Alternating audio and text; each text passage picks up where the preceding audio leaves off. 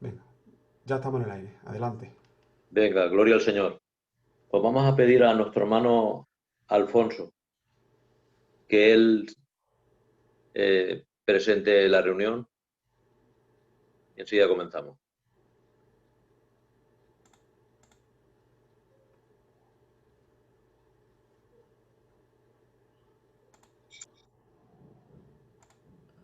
No sé si puede, no sé si puedes abrir el audio.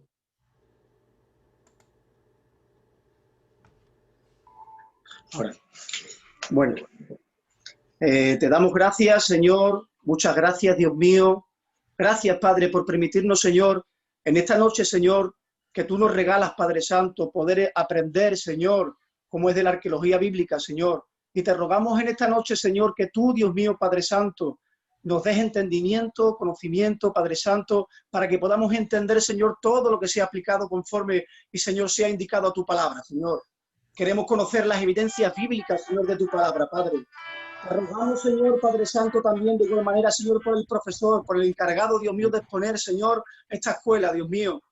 Te rogamos por él, Señor, para que tú le des, Dios mío, la facilidad, Señor, la sabiduría, el conocimiento, y le des, Dios mío, Padre Santo, la facilidad de palabra, Señor, para que nosotros podamos entender todo lo que quieres exponer, Señor. Te damos muchas gracias, Dios mío, por cada uno de los que estamos aquí reunidos, Señor, y gracias, Dios mío, Señor, por este seminario virtual, en el nombre del Padre, del Hijo y por el poder del Espíritu Santo. Amén. Amén. La gloria para nuestro Dios. Bien, buenas noches a todos y que el Señor os bendiga grandemente. Y vamos a comenzar en esta noche hablando un poco de lo que fue la vida en el tiempo de Jesús, cómo era la sociedad. Vamos a hablar un poco de Palestina, podríamos decir en el siglo I o en tiempos del Señor Jesús. Y nos encontraríamos viendo Palestina, la situación cómo era. Sabemos que Palestina en tiempos de Jesús quedó bajo presa, por decirlo así, o bajo el gobierno de Roma, como todos conocemos, en el año 63 a.C. El general Pompeyo, como dijimos ya la semana pasada, conquistó lo que era la región de Canaán, todo Palestina, también conquistó parte de Asia, y dice que los romanos empezaron a llamar Palestina al país habitado por los israelitas, y se convirtió en una provincia más, porque todos sabemos que asimilaban cada una de las regiones que conquistaban y las asimilaban y las unían a su gran imperio. Y pasó a ser una provincia más, una provincia romana llamada Palestina. Pero les dejaban practicar libre la religión y vivir incluso de acuerdo con sus costumbres. Por eso, sabiendo que el pueblo judío era un pueblo muy ortodoxo, muy suyo, eran muy revolucionarios. Como sabemos, era un pueblo que era difícil dominarlo. Entonces, teniendo esa situación, no quería que se les escapase de las manos y no levantaron muchas estatuas en aquel lugar, ni las águilas que como hacían ellos en los lugares de culto. No, dejaron un poco de vía libre. ¿Para qué? Para que tuviese el lugar. Palestina sabemos que era un país pequeño situado en el Oriente Medio, como todos conocemos, bordeado por el mar Mediterráneo y que encierra una gran variedad de paisajes. Sabemos que en tiempos de Jesús estaba dividido en tres regiones. Al norte tendríamos Galilea, en el centro tendríamos Samaria y Judea estaría abajo. Sabemos que los que vivimos en Valencia lo tenemos fácil porque vemos lo que es la figura de la Comunidad Valenciana y decimos arriba Galilea, Samaria sería Valencia y abajo Judea sería Alicante, por hacernos algo así para que nos venga a la mente. Sabemos que Samaria y Galilea eran regiones fértiles, tenían el llamado mar de Galilea al oeste y al este tenían el mar Mediterráneo, entonces eran un lugar que estaba bien regado y era un lugar fértil. En cambio, Judea era un lugar más seco, un lugar que sabemos también que era más árido, que también era muy querido. ¿Por qué? Porque estuvimos hablando la semana pasada de la sal, que era un bien para el imperio. La sal era un bien que era para salar las carnes, para sazonar las comidas Abajo. y para un montón de cosas. Ya, voy. Vale, vale. ¿Sabes? Entonces tenemos que entender que era un tiempo en el cual Palestina, la llamada Palestina, estaba bajo el Imperio Romano y, como hemos dicho, tenían cierta libertad para hacer su adoración, hacer su culto y tener su forma de vida.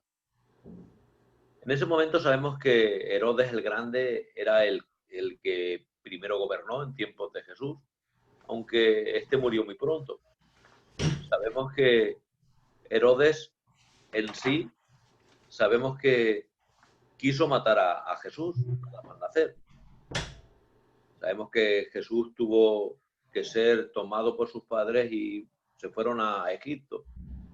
Y cuando se enteraron de la muerte de Herodes, volvieron.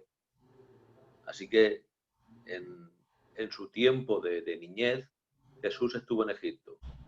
Qué casualidad que tuvo que salir de Egipto, el pueblo de Israel, hacia Canaán para estar libre, y ahora, para estar libre de una amenaza, se tuvo que ir Jesús a Egipto desde Canaán.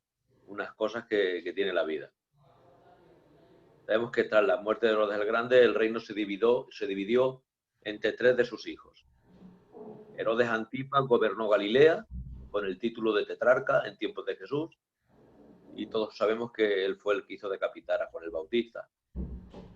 También Judea, Idumea y Samaria se anexionaron a la provincia de Siria y eran controlados por un procurador responsable directo ante el emperador en tiempos de Jesús. Y ese procurador era el llamado Poncio Pilato, tan conocido porque fue el procurador que entregó a Jesús para ser muerto. Había varios grupos, que ahora hablaremos de ellos, como los fariseos, que era el grupo más fuerte, los saduceos, que eran los aristócratas, los samaritanos, que eran los pobladores de la región de Samaria y mantenían una fuerte oposición por causa de que era una mezcla entre sirios y israelitas. Los esenios, ese grupo que se estableció allá en las afueras, al desierto, lo que se conoce como el Qumran, y famoso por los hallazgos últimos que ha habido en el siglo XX, por esos manuscritos que han servido hoy, esos papiros de tanta fuente bíblica, y ha sido una maravilla. Los celotes o celotas, que era ese movimiento político, que eran en sí el brazo armado, era como los terroristas del momento, que querían la libertad fuese como fuese. Podemos hablar de lugares como Cesarea de Filipo, que nos habla en Mateo 16, y dice que Jesús cambió el nombre de Simón y desde este momento se llamó Pedro. De ahí viene Cefas, que en arameo significa piedra. Corazín, esta ciudad donde entonces empezó a inquebrar a las ciudades en que había hecho la mayoría de sus milagros Jesús, porque no se habían convertido, y dijo aquella frase: ay de ti, Corazín, y ay de ti, Betsaida, porque si en Tiro y Sidón se hubieran hecho los milagros que en vosotras se había hecho, dice que se hubiesen arrepentido y cubierto en saco y ceniza. Pero le dice algo: pero digo que en el día de juicio habrá más tolerancia para Tiro y Sidón que para vosotras. Entonces aquí también nos habla de algo, de grados de condenación. Por eso en el juicio del trono blanco tenemos que ver que son juzgados, se abren los libros, no hablamos del libro de la vida, sino los libros, hablando de que cada uno será juzgado según sus obras, y habrá grados de condenación. Así como se habla también en el tribunal de Cristo o el bema de un juicio de galardones, aquí también el juicio tendrá grados de condenación. También en Betsaida Jesús reprendió la incredulidad, entonces empezó a increpar las ciudades que había allí por los milagros que había hecho, y les dijo: os digo que en el día del juicio habrá más tolerancia para ti, Tiro y Sidón, que para vosotras. Y curó ahí a un ciego poniéndole saliva en los ojos, aquel milagro famoso. Y Felipe, uno de los discípulos, era de Betsaida, patria de Andrés y de Pedro. Hay un famoso lago, el mar llamado de Galilea, donde pescaban, pues Jesús pescó con ellos en alguna ocasión, con Pedro, Juan, Jacobo y Andrés, que eran 4 de los discípulos que eran pescadores. Dice en Mateo 4, 18 al 22, paseando junto al lago de Galilea, vio 2 hombres, Simón llamado Pedro y Andrés su hermano, echando la red en el lago, pues eran pescadores, y les dijo, venid conmigo y os haré pescadores de hombres. Ellos al instante, dejando las redes, lo siguieron. Y fue más adelante y vio a otros 2 hermanos, Santiago, el de Zebedeo, y Juan, su hermano, en la barca, con su padre Zebedeo, remendando las redes, y los llamó, y ellos al instante dejaron la barca y a su padre y le siguieron, como nos dice Mateo 8, 23 y 24. Allí vemos también en este lago cómo la tempestad fue calmada. Jesús subió a una barca acompañada con los discípulos y de pronto se alborotó tanto el mar que las olas saltaban por encima de la barca. Y sabemos que Jesús dormía. Y se acercaron los discípulos y lo despertaron diciendo, Señor, sálvanos que perecemos. Y Jesús les dijo, ¿por qué tembláis, hombres de poca fe? Entonces se levantó, increpó a los vientos y al mar, y sobrevino una gran calma. Los discípulos asombrados decían, ¿quién es este que hasta el viento y el mar le obedecen? Sabemos que no fue por casualidad que Jesús reprendiese al mar, porque no es normal reprender a un mar o a un viento, pero era por algo. Sabemos que lo que había ya a la otra parte de la orilla era Gadara, la ciudad de los Gadarenos, donde había multitud de demonios. Y ellos, viendo que el Maestro se acercaba, que el Cristo se acercaba, quisieron poner impedimento.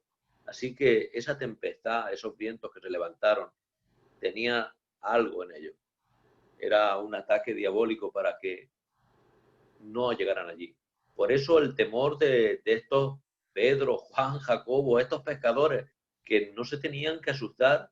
Encima las olas en un lago, que no estamos hablando de un mar bravío, pero se levantaban las olas de una manera tan tremenda que dice que vaya por encima de la barca. ¿No lo veis algo extraño? Que un lago tenga esas olas tan tremendas.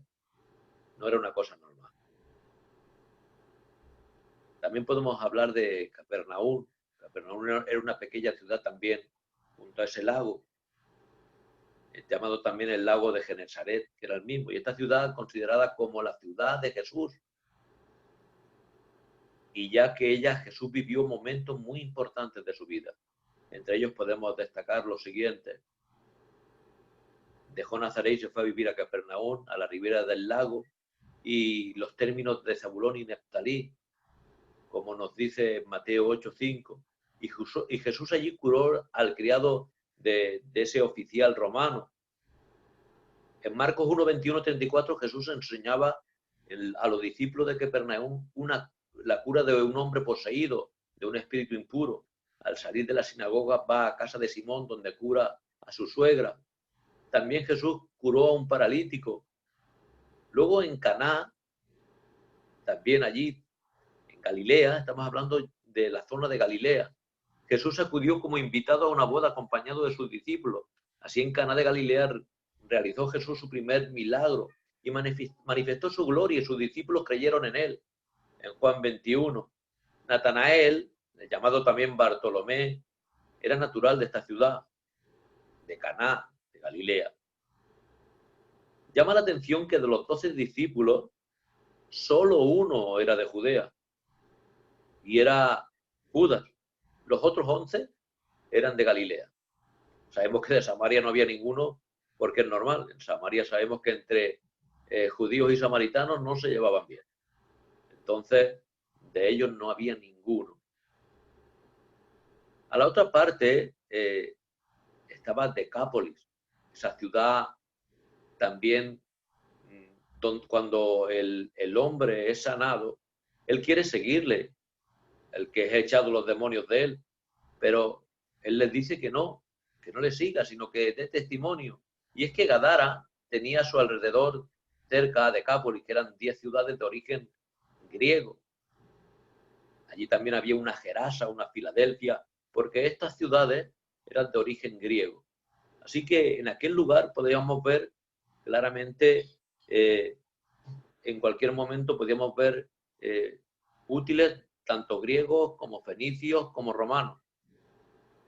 Aquí podemos ver, por ejemplo, un tipo de vasija griega. Esta la usarían seguramente para vino o algo así. A veces tiene el orificio de la boca muy pequeño para que salga poca cantidad y puedan beber bien, que no se atraganten cuando bebieran. Tiene un dibujo bonito por aquí. Y era una vasija para beber vino en aquel tiempo, como beberían ahí en Caná. Se habla mucho también del vino de Caná. Hay gente que tiene el postulado de que ese vino no era vino, sino que era mosto. Pero tenemos que decir que el mosto en aquel tiempo tenía una dificultad. El mosto solo lo podía haber en tiempo de cosecha, porque no había estabilizantes. Hoy podemos tener mosto todo el año, porque le echan un estabilizante y ese mosto no madura, es decir, no toma fuerza.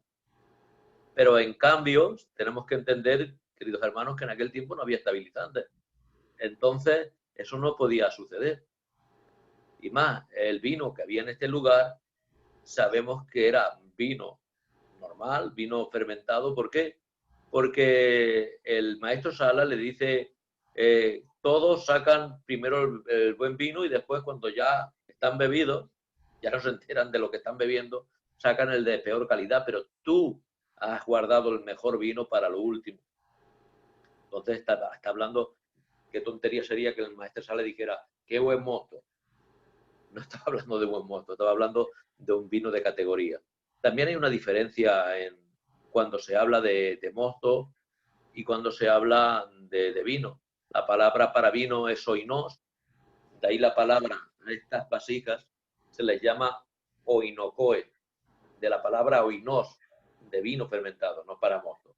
Oinocoe o oinochoe, que era la vasija para el vino, para el oinos. En cambio, para lo que era el mosto, era el glucós, muy diferente. De ahí viene la palabra glucosa, está hablando de mosto, de dulce. Teníamos más abajo, tendríamos también lo que se llamaba Nazaret. Estamos hablando de Galilea del norte a sur. Capernaum, Canaán y más al sur estaba Nazaret. Nazaret sabemos que era la ciudad donde vivía Jesús, aunque él, como dice la escritura, hubo un edicto del emperador, de Augusto, y como el edicto era que cada uno se empadronara en su ciudad natal, y como José y María, José era de ahí, de ese lugar, que era de lo que era Judea y era de Belén, pues tuvo que ir hasta aquel lugar para empadronarse. Y allí nació Jesús como estaba indicado ya en la profecía. Todo tenía que tener sentido y cumplirse. En Nazaret sabemos que en Lucas 1:26 el ángel del Señor fue enviado a una ciudad de Galilea llamada Nazaret, a una virgen desposada con un varón llamado José de la casa de David. El nombre de la virgen era María, como todos sabemos. José y María, que habían huido a Egipto, se enteraron de que Arquelao reinaba en Judea en lugar de su padre Herodes y temieron volver a Belén. Avisados en sueños por un ángel de volver a Egipto, se fueron a vivir a Nazaret, Lucas 2:51. Es decir, no bajaron hacia Judea, donde el que gobernaba era Arquelao, el hijo de Herodes, por si tomaba represalias, y volvieron ¿a dónde? Al norte, a Nazaret. Entonces Jesús estuvo desde que nació hasta aproximadamente 2 años, como el tiempo que inquirieron de los magos Herodes para hacer aquella mortandad de los niños menores de 2 años. Y cuando vuelve, unos meses después, ha muerto Herodes, y ya se va a vivir a Nazaret. Jesús vivía con sus padres en Nazaret y crecía en sabiduría, como todos sabemos, en gracia delante de Dios y de los hombres. En Mateo 4:12 nos habla cuando Jesús se enteró de que habían encarcelado a Juan el Bautista, dejó Nazaret y se fue a vivir a Capernaum. En Mateo 13:53, un sábado enseñó en la sinagoga de Nazaret, leyó un pasaje del libro del profeta Isaías y les dijo que en él se habían cumplido las escrituras. Los habitantes de Nazaret, llenos de la ira, lo echaron de la ciudad. Cuando entró triunfalmente en Jerusalén, poco antes de su pasión, unos se preguntaban, ¿quién es este? En la entrada triunfal. Y otros respondían, este es Jesús, el profeta de Nazaret, de Galilea. Es decir, la fama ya había extendido desde allá del norte, desde la provincia del norte, desde Galilea hasta el sur, hasta lo que era Judea y en este caso Jerusalén. Así que cuando entra Jesús a Jerusalén, viene con fama, la fama del profeta que hacía milagros y que hablaba de una manera diferente, que hablaba con autoridad, que no hablaba como los fariseos, no, ni como los saduceos, hablaba de una manera distinta y tampoco como los doctores de la ley. Pero aquí tenemos que ver algo, aquí se cumple algo. Aquí se cumple la semana 69. Sabemos que se decía que desde del edicto de Ciro para reconstruir lo que era la ciudad hasta lo que ahora llamamos, y como todos sabemos, la entrada triunfal, hasta ese tiempo había 69 semanas. 69 semanas que serían completadas con la muerte del Mesías príncipe. Y eso sucedió en esa semana 69 que se detuvo en ese momento. Y hasta que la iglesia no sea levantada, sabemos que la semana 70 no va a volver a funcionar o no se va a empezar a cumplir. El reloj profético está detenido. Hay un tiempo ya prácticamente de casi 2000 años de detención en el reloj profético, que ha dejado ahí, está en pausa. Pero tenemos que decir algo de esto. ¿Qué podemos decir? Vamos al capítulo 12 de Éxodo, donde nos dice, habló Jehová a Moisés y a Aarón en la tierra de Egipto diciendo, este mes os será principio de los meses. Para vosotros os será este el primero de los meses del año. Hablad a toda la congregación de Israel, diciendo algo, dice, en el día 10 de este mes tómese cada uno un cordero según la familia de los padres. ¿En qué mes estaban? Estaban en el mes de Abib. O también luego le cambian cuando vienen del cautiverio de Babilonia, venían ya con otro, ya no hablaban en hebreo, hablaban en arameo, y ya no le llaman Abib, sino le llaman Nisan, pero es el mismo mes. Está hablando de entre marzo y abril para el sistema que tenemos nosotros, de meses, que es diferente. Dice que en el día 10 del mes de Abib tomaría un cordero por familia. Mas si la familia fuere pequeña, que no baste para comer el cordero, entonces él y su vecino inmediato de su casa tomarán uno según el número de las personas. Conforme al comer de cada uno haréis la cuenta sobre el cordero, el animal sin defecto, macho. Lo tomaréis de las ovejas y de las cabras. Dice, y lo guardaréis hasta el día 14 de este mes.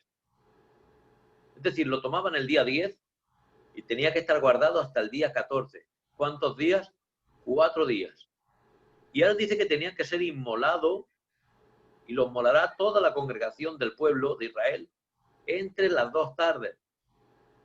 Tenemos que ver que aquí estaba hablando directamente de una profecía de Jesús. ¿Cuándo se cumple esto?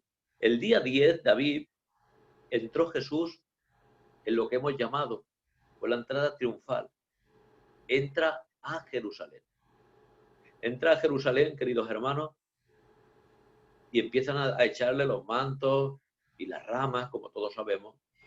Pero luego, como dice la Escritura, tenía que ser observado por 4 días para que no tuviese mancha. Sabemos que el cordero tenía que ser observado detenidamente. y guardado allí por 4 días hasta que le dieran la validez, y el día 14, justamente el día de la Pascua, tenía que ser entregado.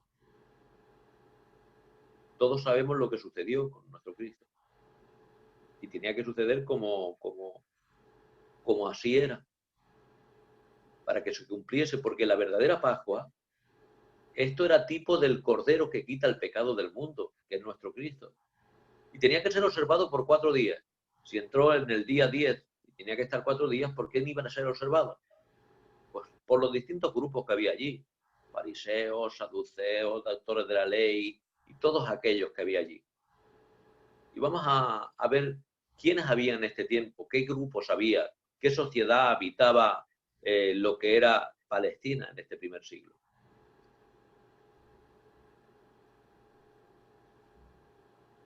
Vamos a hablar primeramente un poco de los Herodes. El nombre de Herodes se refiere no a un solo hombre, como todos sabemos. Era el patriarca o el padre de una dinastía grande. Herodes el Grande sabemos que reinó del año 37 al 4 a.C. Herodes, primero, el Grande, no era de origen hebreo. No, era de origen idumeo. Los idumeos eran descendientes de Esaú, edomita, de abajo de lo que era Israel. Pero consiguió, bajo una intriga, bajo estrategias que tuvo con los romanos, para hacerse con Palestina. Y sabemos que se levantó de una manera tremenda. Tomó lugar y sabemos que este fue puesto como rey de aquel lugar. Era un rey vasallo de Roma, pero estuvo como rey. Para tomar privilegio, pues, ¿qué hizo? Una de las mujeres que tomó fue una mujer judía, para que así entrar como que sus hijos también eran judíos y poder así tener más facilidad para gobernar y ser aceptado. ¿Qué hizo más? Empezar a construir el gran templo de Herodes. Un templo, queridos hermanos, que la construcción duró aproximadamente 82 años, 80-82 años. Empezó 18-19 antes de Cristo y terminó aproximadamente en el año 62 después de Cristo. Es decir, si fue destruido en el año 70 por el general Tito, solo tuvo de vida y de esplendor, estando construido totalmente, 8 años. Cuando Jesús lo observa y ve el templo, está aún en edificación, está en obras. Era una obra majestuosa, de grande, habla claramente de él el historiador judío romano Flavio Josefo, diciendo que estaba hecho de grandes losas de mármol blanco y que estaban cubiertas de láminas de oro. Así que imaginaros por un momento cómo era. Luego tenía puertas tan tremendas como la Puerta la Hermosa, que era una puerta de corte griego, y era tan tremenda, un trabajo primoroso de oro y plata. De ahí que Pedro y Juan dijeran a aquel cojo: no tenemos ni oro ni plata. De lo que estaba hecho esa puerta tan preciosa, la Puerta la Hermosa, era de bronce, pero estaba cubierta de obras primorosas de oro y plata. Era tremenda. Encima estaba a lo que daba el sol, a la parte del sol, es decir, hacia oriente. De tal manera que cuando a la hora de la oración, a la hora novena, a las 3 de la tarde, aquello tenía que resaltar de una manera tremenda. En ese momento, cuando iban a orar Pedro y Juan, y le dijeron a aquel cojo: no tenemos ni oro ni plata, pero lo que tenemos te damos, en el nombre de Jesús, levántate y anda. El cojo en ese momento toma a Pedro y Juan y los arrastra hasta dentro del templo. ¿Sabéis por qué? Porque aunque había estado mucho tiempo a la puerta preciosa del templo, jamás había podido entrar. Porque estaba prohibido que un hombre de esa condición entrase, era algo inmundo. No podía entrar. Qué diferencia, ¿eh? Qué diferencia en el cristianismo y el judaísmo. los judíos no permitían que alguien enfermo de esa condición entrase en el templo. El Señor, queridos hermanos, no ponía ningún defecto a estas causas, pero ni una ni media. Tampoco podía entrar, queridos hermanos, aquel hombre que era eunuco. Todos sabemos que en el detalle de ese eunuco que fue predicado por Felipe, el etíope, sabemos que ese etíope llega a Jerusalén, pero no puede entrar en el templo. No puede entrar en el templo tampoco, ¿sabéis por qué? Porque era eunuco. Y aunque quería haber adoptado la religión judía, no podía entrar, no se le permitía. Pero en cambio, él como tiene dinero, y tenía mucho, porque era el ministro de Economía de Candace, de Etiopía. Y dice que compró el rollo de Isaías, no sé si compró más, pero el rollo de Isaías se le llevó para él. Así que en cada sinagoga había un rollo como algo espectacular, algo grande, y él se lleva uno para su casa como cualquier cosa. Tenía mucho dinero. Pero estaba leyendo, y qué corazón tendría de querer aprender de la palabra y cómo clamaría a Dios, porque no tenía lugar para entrar en ese sitio, que el Señor envía a Felipe junto al carro y le dice, ¿entiendes lo que lees? En ese momento, queridos hermanos, él dice, no, porque nadie me lo explica. Y sube al carro. El carro no era una carreta de esas malas, no, era un carruaje para poder hacer viajes largos, porque era un viaje largo, con hermosos caballos seguros, no 2 ni 4, a lo mejor 6 o 8, y con protección de guardia. Sería algo espectacular, no sería cualquier cosa. Pero sabemos que al rato de estar, no sé cuánto tiempo fue, horas, 2 horas, 5 horas, unas horas de viaje, habiendo entendido ya todo lo que le había dicho, queridos hermanos, él ve, el etíope ve agua y dice, algo me impide el ser bautizado, como diciendo, esta religión que me dices, esto que me estás enseñando, que ha hecho que mi corazón se vuelque, también va a ser igual y no se me va a permitir entrar porque soy eunuco. Pero qué maravilla fue cuando él entendió, cuando le dijo Felipe, si quieres puedes. El Señor no hace excepción de personas. Él quería cambiar. Hubo un giro completo. Y él se fue para su casa no solo ya con el rollo de Isaías, sino con la palabra en su corazón. El Espíritu Santo en su interior. Ahí hubo una regeneración instantánea. Hubo salvación. Dice la historia secular que él fue el que abrió una de las iglesias más antiguas, la iglesia de Etiopía, que es una de las iglesias cristianas más antiguas de la parte de África. Y seguramente es posible, muy posible que él fuese. De la dinastía de los Herodes, sabemos que Herodes tomó 10 esposas, nada más, nada menos. Así que no era cualquiera. Tenía 10 esposas. Sabes que, entre otras, la mismísima Cleopatra. Era un hombre que se juntaba con la astucia árabe, con la crueldad idomea, y así logró que Julio César le nombrara procurador de Judea en el año 40 a.C. y consiguió que el Senado romano le diera el título de rey de Judea. Así que no era cualquiera. Sabemos que 4 de las mujeres importantes que tenía eran Mariamne. Esta Mariam era judía, de ella nacieron Alejandro y Aristóbulo, de Aristóbulo Agripa I y Agripa II. El rey Agripa lo tenemos en tiempos de Pablo. Otra mujer es Maltace, de ahí nace Arquelao y Antipas, Herodes Antipas, el que hace que decapiten a Juan el Bautista.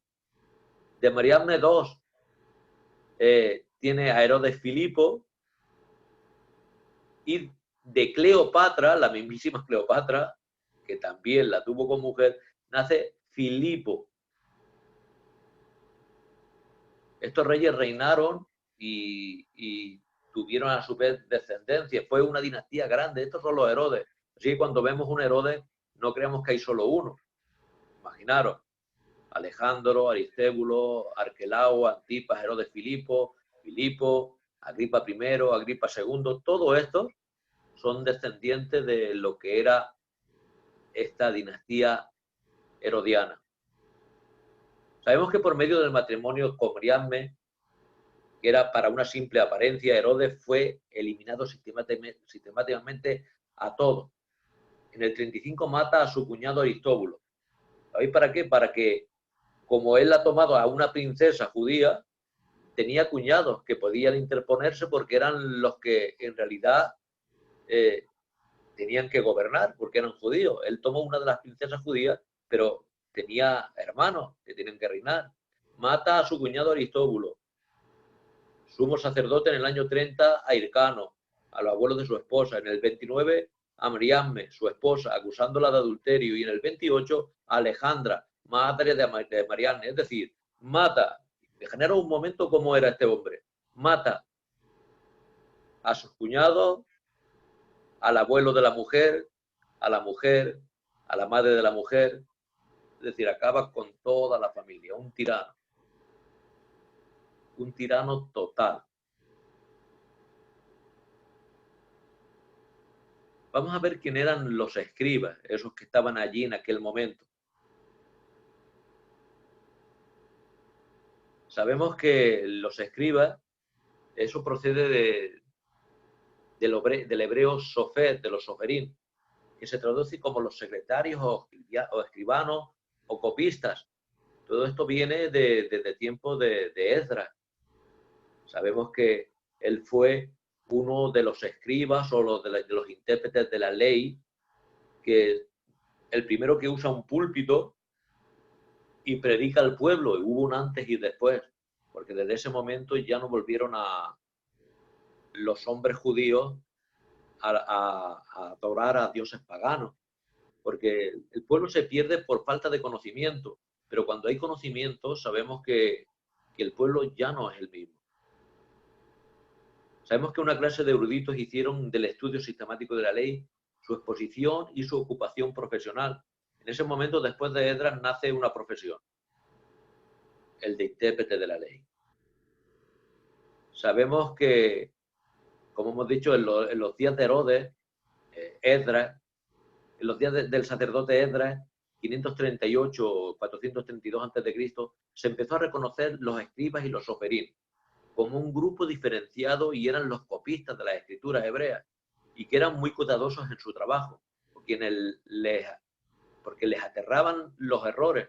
Imaginar por un momento que tenían que contar letra por letra, esto, lo otro, porque todo estaba escrito a mano, y era un trabajo tan minucioso y se lo tomaban tan al pie, porque era sagrado, que incluso cuando se equivocaban, ese manuscrito ya no servía, pero no podían tacharlo, ni borrarlo, ni nada. Lo guardaban como algo sagrado y lo metían en un sitio y lo guardaban. No podían tampoco destruirlo porque contenía palabras sagradas. Pero ya no podían seguir con él y tenían que tomar otro. Era algo tremendo, un trabajo muy laborioso. Sabemos que en el efecto de la naturaleza fue desde Esdras donde empieza. Ahí podemos ver que estos soferín o estos escribas tenían una antigüedad muy grande. Vamos a hablar también de otro grupo que había, los fariseos. ¿Quién eran los fariseos? Los fariseos fueron un movimiento político religioso perteneciente al judaísmo que surgió entre los años 587 y 536 a.C., cuya doctrina evolucionó y se fortaleció a partir del siglo II después de Cristo. Estos eran considerados el grupo con mayor influencia dentro de la religión, del cual representaban políticamente a los judíos. Eran hombres dedicados a los negocios y las relaciones sociales entre la población. Entre algunos de sus valores, los fariseos se oponían a la política del sumo sacerdote, y luego de la caída del templo trasladaron su manifestación hacia la sinagoga, a la casa de reunión religiosa. Además, creían en la enseñanza oral y se regían estrictamente por las leyes del Antiguo Testamento. Se considera que los fariseos tendían a creerse superiores a los demás y que a partir de la Biblia fueron conocidos como hombres de falsa moral.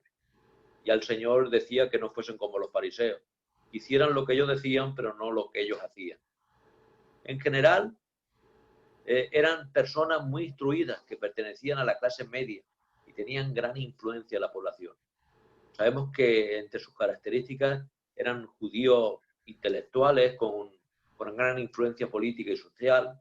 Sabemos que enseñaban y defendían su doctrina de forma estricta y consideraban que su pensamiento era superior al de los demás.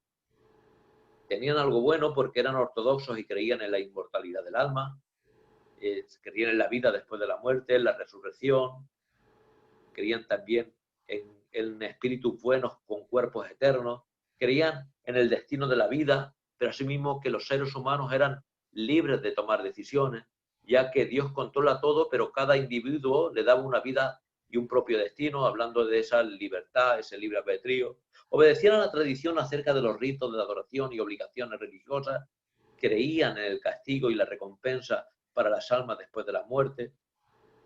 También en sus costumbres eran estrictos, no permitían los casamientos con personas paganas, concentraban su culto religioso en la sinagoga y no a través del sumo sacerdote, diferenciándose en otras cosas de los saduceos.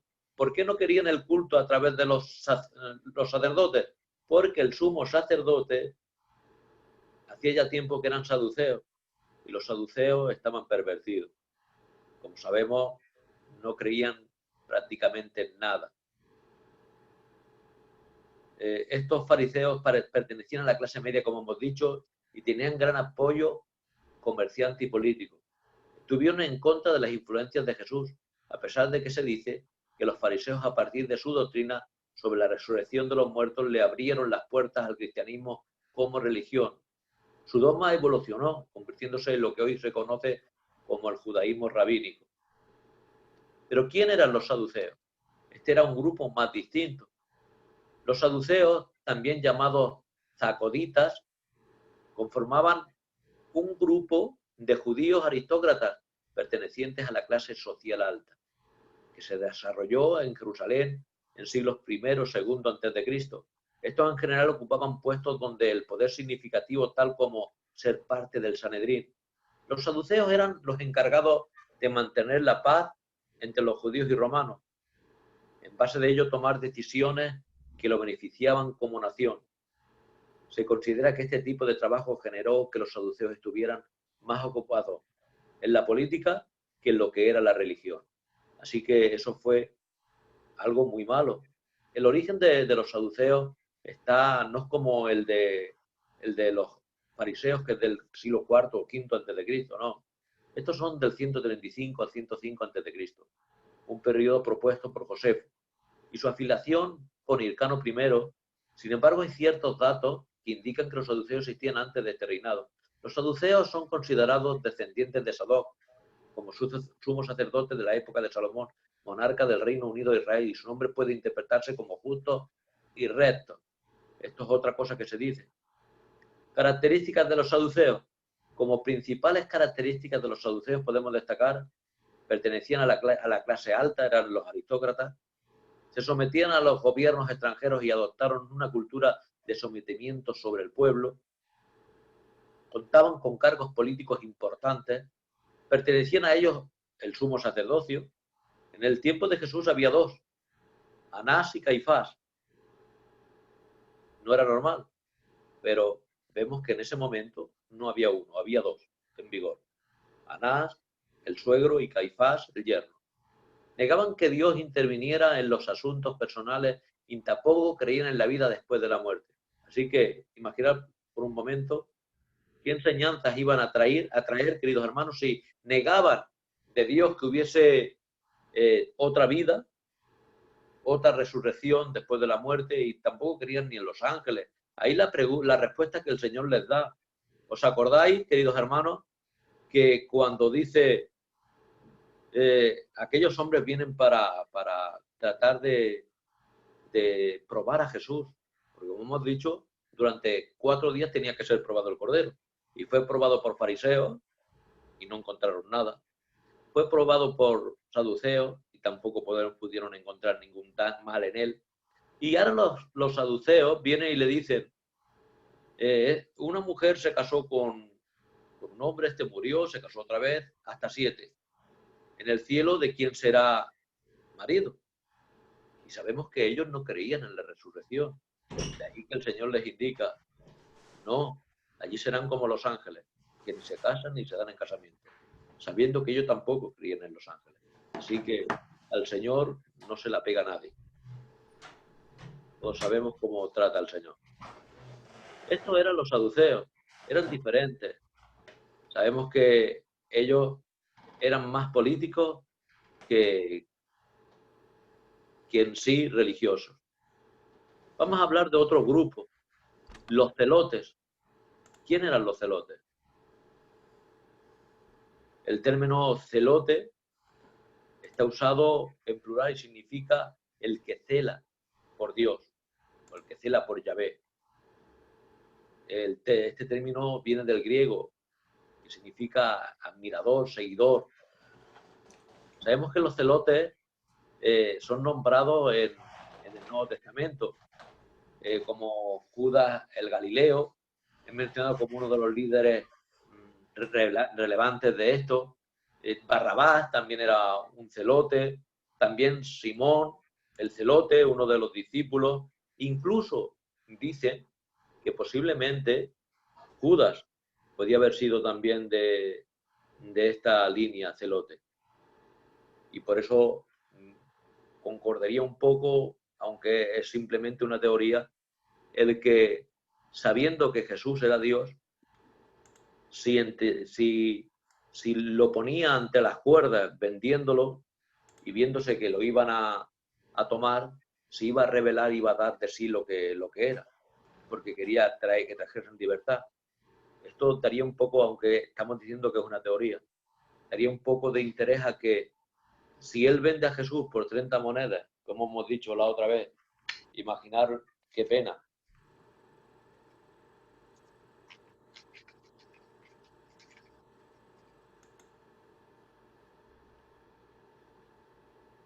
Que un puñado así, 30 monedas de plata, fuese el precio de Jesús, eso la verdad que es una pena. Pues ese es el valor que le dio Judas, como dijimos la semana pasada, a Jesús.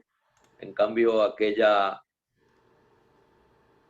fragancia de nardo puro, estaba en un frasco de alabastro, le dio 10 veces más de valor, 300 denarios. A Jesús solo le dio 30. Qué pena, ¿eh? Pues lo que estábamos diciendo, si el propósito real de Judas era vender por esas monedas, ya las tienes, tú te vas. ¿Pero por qué causa? Cuando ve que lo prenden, va al templo, devuelve las monedas y después se ahorca. No le habían salido los planes. Por eso de ahí que hay esa teoría de que podía haber sido de esta condición celota o celote.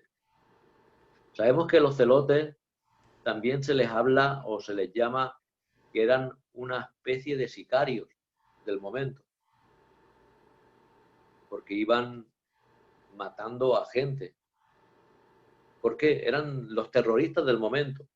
No estaban contentos con que fuesen gobernados ¿por quién? Por los romanos, y esto es lo que hacen. Es más, en la historia se dice que en el año 135 después de Cristo se levanta Bar Kokhba, que es el llamado hijo de la estrella, y sucede, queridos hermanos, que hace una revuelta tan tremenda que viene Roma directamente a manos de Adriano, el emperador Adriano, y expulsa, hace una gran mortandad, expulsa de allí los judíos y le cambia hasta el nombre, llamándose ya Aelia Capitolina. Y ya no se les permite a los judíos entrar en Jerusalén bajo pena de muerte. Ya no entrarían más, hasta que ya después en el siglo XX empezarían otra vez a volver, y como sabemos en el 48 otra vez fue nación. ¿Qué grupos más había allí en este lugar? Los herodianos. ¿Quién eran los herodianos? Los herodianos eran un partido político judío adicto a los Herodes. que se unió con los fariseos para oponerse a Jesús. Otros opinan que aparentemente no eran ni una secta religiosa ni un partido político, sino simplemente un grupo de judíos que apoyaban la dinastía de los Herodes, en este caso Antipas, y que por el mismo tenían muchas relaciones e influencias con los Herodes del gobierno romano, aunque la mayoría de los comentaristas aceptan que eran un movimiento político de clase alta que se relacionaba con el sistema de ¿quién? De Herodes, de ahí los herodianos. Y otro grupo que podíamos hablar de ellos eran los esenios, este grupo de los cuales sabemos que vivían en el desierto, que formaron a lo que en el Mar Muerto, lo que llamamos hoy Cisjordania, donde se han encontrado en esas cuevas tantos y tantos manuscritos y papiros que han sido una bendición. Este pueblo salió de lo que era la ciudad a causa de cuando en el año 63 antes de Cristo sabemos que fue conquistada por los sirios y en este caso sabemos que el templo fue totalmente hecho una abominación por causa de que sabemos que entró allí, a aquel lugar, lo que llamó Daniel la abominación desoladora y hizo un desastre con aquello. Estos salen de allí diciendo que el templo ya no sirve y se van al desierto porque no ven ya limpieza en él, más viendo todo lo que luego sucede.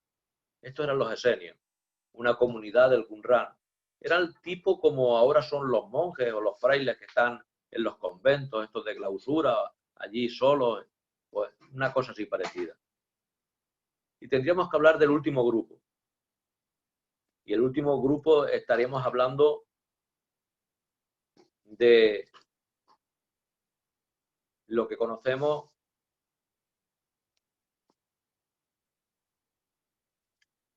como los samaritanos. ¿Quién eran los samaritanos? Los samaritanos todos sabemos que era una mezcla de sirios con los judíos que se habían quedado del reino del norte. Sabemos que el reino del norte se había dividido del sur en tiempos de Roboán y Jeroboán. Jeroboán se quedó al norte y Roboán al sur. Pero ¿qué sucedió con esta gente? Vamos a leer, por ejemplo, y nos vamos a ir al capítulo 17 de Segunda de Reyes, donde tenemos información. Y nos dice esto. Y trajo, a partir del versículo 24 en adelante, y trajo el rey de Asiria gente de Babilonia, de Cuta, de Aba, de Amat y de Serbarfaín, y los puso en las ciudades de Samaria. Mirad cuántas ciudades. Babilonia 1, Cuta 2, Aba 3, Amat 4 y Serbarfaín 5. Trajo gente de 5 ciudades y cada una se trajo su Dios. Y habitaron en su ciudad y aconteció al principio que cuando comenzaron a habitar allí, que no temieron ellos a Jehová. Estos no temieron a Jehová. Y envió Jehová contra ellos leones que mataban y dijeron pues al rey de Asiria, las gentes que tú trasladaste y pusiste en las ciudades de Samaria no conocen la ley de Dios de aquella tierra. Y la ha echado leones en medio de ellos y aquí que los leones los matan porque no conocen la ley de Dios en la tierra. Había 5 pueblos que habían llegado de aquellos territorios, 5 con sus dioses, 5 dioses, 5 templos, pero ahora vemos que aparecen leones que matan a la gente. Y por ello, temiendo, ¿qué hacen? El rey de Asiria mandó diciendo, llevad allí a algunos de los sacerdotes que trajisteis de allá, y vaya y habita allí. Devolvieron a algún sacerdote de Jehová. ¿Para qué? Para que estuviese allí y hubiera algún templo. De ahí nace el templo que luego habla la samaritana, Jerezín, y les enseñe la ley de Dios del país. Y vino uno de los sacerdotes que tenía llevado cautivo de Samaria y habitó en Betel, y le enseñó cómo habían de temer a Jehová. Pero cada nación se hizo sus dioses, y pusieron sus templos en lugares altos, que habían hecho los de Samaria, cada nación en su ciudad habitada. ¿Cuántas naciones habían subido? 5. ¿Cuántos templos había? 5. Y ahora mirad lo que sucede. Todos conocemos la historia de la mujer samaritana, ¿verdad? Cuando pues Jesús entendió que los fariseos habían oído decir, Jesús hace bautizar a Juan, y vamos un poco, vino pues a una ciudad de Samaria llamada Sicar, junto a la heredad de Jacob, que dio a su hijo José, y estaba allí en el pozo de Jacob. Entonces Jesús, cansado del camino, se sentó junto al pozo, y era como la hora sexta. Y vino una mujer de Samaria a sacar agua, y Jesús le dijo, dame agua de beber. Pues sus discípulos habían ido a la ciudad. ¿Y qué sucede en ese momento? ¿Acaso le dice, mujer, después de todo Jesús le dijo, si conocieras el don de quien te pide agua o te pide de beber, tú le pedirías y yo te daría agua? ¿Por qué? Porque la mujer le dice, entre judíos y samaritanos no nos llevamos bien. Pero ahora ella le responde, Señor, si no tienes con qué sacarla y el pozo es hondo, ¿de dónde pues tienes agua viva? ¿Acaso tú eres mayor que nuestro padre Jacob, que nos dio de este pozo, el cual bebieron él y sus hijos y su ganado? Jesús le dijo, cualquiera que bebiere de esta agua volverá a tener sed. Mas el que bebiere del agua que yo le daré no tendrá sed jamás, sino que el agua que yo le daré será una fuente de agua que salte para vida eterna. La mujer le dijo, Señor, dame de esa agua, para que yo no tenga sed ni venga a sacarla. Jesús le dijo, ve, llama a tu marido y ven acá. Respondió de nuevo la mujer, dijo, no tengo marido. Jesús le dijo, bien has dicho, no tengo marido. Y mirad lo que le dice. 5 maridos has tenido y el que ahora tienes no es tu marido. Esto has dicho con verdad. ¿Os acordáis lo que decía? Así que aquí, no sé cómo se lo hace Juan, que en realidad sería un asunto que sucedió de esta mujer, pero tiene un trasfondo. Habla a todo Samaria. 5 maridos has tenido. Esos 5 maridos eran los 5 templos, los 5 dioses de las 5 ciudades que habían venido de allá de Siria, como hemos leído en Segunda de Reyes 17. Pero como salían leones y se los comían, llamaron a un sacerdote que habitó en Betel, hizo el templo de Jerezín. 5 maridos has tenido y el que dice que con el que vives ahora no es tu marido. En realidad no adoraban a Dios. Tenían 5 y el que tenía ahora tampoco era su marido. Pero llama la atención aquí. Ahora le dice la mujer, Señor, me parece que tú eres profeta. Nuestros padres adoraron en este monte y vosotros decís que en Jerusalén es el lugar donde se debe adorar. Jesús le dijo, mujer, créeme, que la hora viene cuando ni en este monte ni en Jerusalén adoraréis al Padre. Vosotros adoráis lo que no sabéis. Adoraban lo que no sabían. Nosotros adoramos lo que sabemos. Aquí les estaba indicando que no era tampoco ese Dios el suyo, porque la salvación viene de los judíos.